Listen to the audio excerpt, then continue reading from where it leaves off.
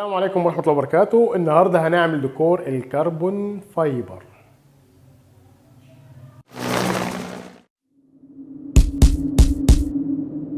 فعلا يا جماعة النهاردة ان شاء الله هنعمل ديكور الكربون فايبر. الكربون فايبر اللي معرفش دي مادة كده يعني تتكون من الياف الكربون، تستخدم في صناعة السيارات الغالية، تستخدم في صناعة الطيارات. تمام، مادة غالية جدا وصلبة جدا، لكن احنا ما يهمناش الكلام ده.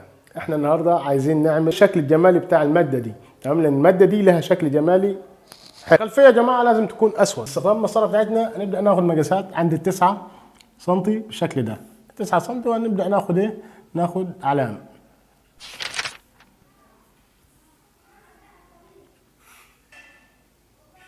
تحت يا جماعه زي ما عملنا فوق، بس في ملحوظه، لو انت بدات من اليمين هتبدا طبعا من اليمين عشان الدنيا ما تعكسش معاك، بدات من الناحيه الثانيه تبدا من الناحيه الثانيه برضو مفيش عندك. ناخد لزق 1 سنتي زي ده. تمام، وهنبدا نوصل العلامات اللي احنا عملناها بمنتهى السهوله. كده يا جماعه بعد ما لزقنا اللزق هناخد كرتونه حضراتكم شايفينها دي. الكرتونه دي كده 25، كده 7 ونص. 7 ونص اللي هو مقاس تقريبا المسافه بين اللزق والتاني. طيب ايه الخطين اللي انا عاملهم دول؟ من هنا لهنا كده 5 سنتيمتر. تمام، ومن هنا لهنا دي كده كلها 10. نبدا ناخد كرتونه ونشوف هنشتغل ازاي يا جماعه. هنيجي كده في اول حيطه، نعتبر ان دي الكورنيشه بتاعتنا. تمام، وهنثبت كده بالشكل اللي حضراتكم شايفينه. تمام، وهنبدا ناخد علامه تحت الكرتونه بتاعتنا كده بالقلم رصاص. طبعا مش هيبان قلم رصاص، فعشان كده انا العلامه اللي هاخده تمام مباشره كده هاخد لزق من ده. تمام، واروح ايه؟ اروح لازقينه علشان نبقى شايفين الدنيا وشايفين الخطوات اللي احنا بنعملها بالشكل ده. تمام، طيب بعد ما عملنا اول علامه هنشتغل ازاي؟ هنقلب الكرتونه بتاعتنا كده. تمام، على اول خط اللي احنا عملناه بالشكل ده زي ما حضراتكم شايفين، ونبدا ناخد خط فوق. تمام، ونبدا ناخد خط من تحت بالشكل ده، ونبدا نلزق الخطوط اللي احنا عملناها نفس الحكايه. يا جماعه نفس الحكايه برضو هنثبت الصنبه بتاعتنا بحيث الخط ده يكون مع ده كده. تمام، ونبدا نعمل على كده وكده.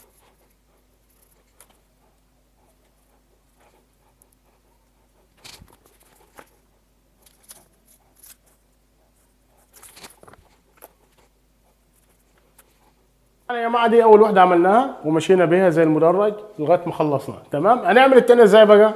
هنيجي تحت اول واحده احنا عملناها. تمام، وعند علامه 10 سم كده هنروح معلمين.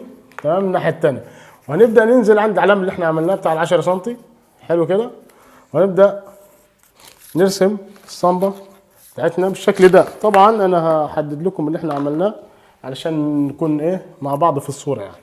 تمام، اهو دي العلامه اللي احنا خدنا من هنا كده. تمام، المساحه دي اللي هي ال 10 سم، وادي الثانيه اللي احنا ايه اللي احنا اخدناها.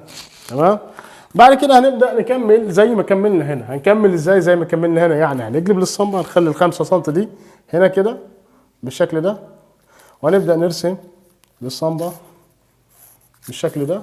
تمام، وبرضه هلزقها علشان ايه؟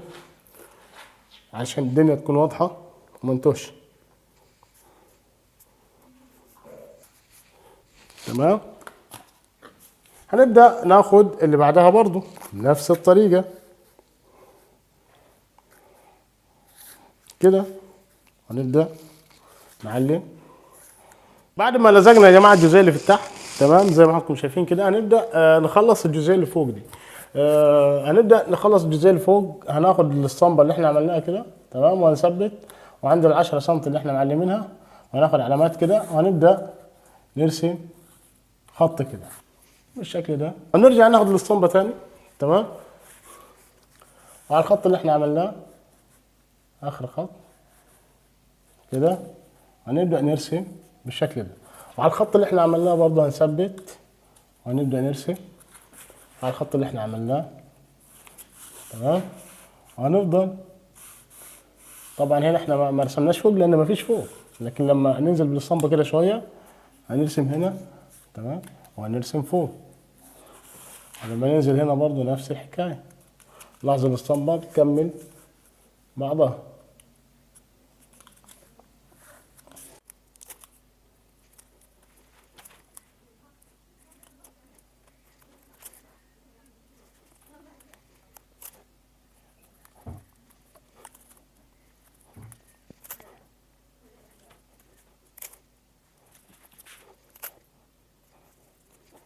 هنبدأ ناخد يا جماعة لون رمادي غامق شوية،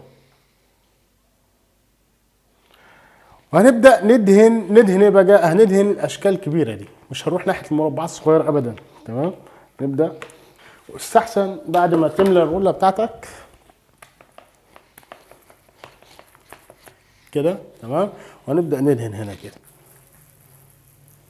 بعد ما دهنا يا جماعة الرمادي هنبدأ نشيل اللزقة دي كده من فوق، تمام، ومن تحت بالشكل ده، تمام. اشيلها في الشكل كله يعني عشان تمهيدا للخطوه اللي جايه ان شاء الله. ناخد دوكو اسود يا جماعه، تمام، ده دوكو اسود. وهنبدا مرحله الظلال، تمام. هنعمل ظل هنا كده في المنطقه دي.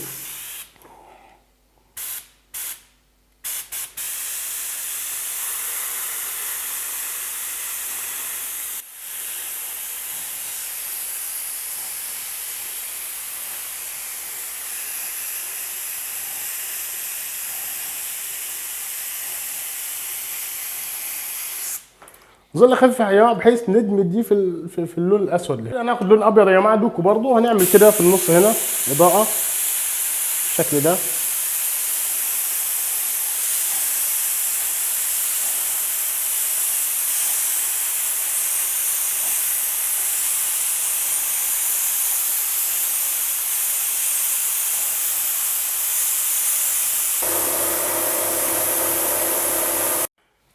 هنبدأ نشيل اللزق علشان نشوف نتيجة الشغل اللي عملناه.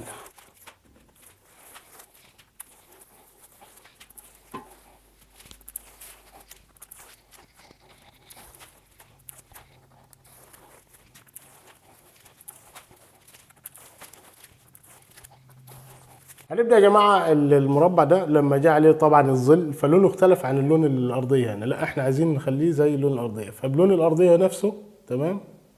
ونبدأ نعيد عليه بالشكل ده. كده يا جماعة نكون وصلنا لنهاية الدرس بتاعنا. أتمنى الدرس يكون عجبكم. متنسوش تعملوا لايك شير، لو ما شاركتوش في القناة شاركوا في القناة وفعلوا زر الجرس. أشوف حضراتكم على خير إن شاء الله في دروس قادمة، أفكار قادمة. السلام عليكم ورحمة الله وبركاته.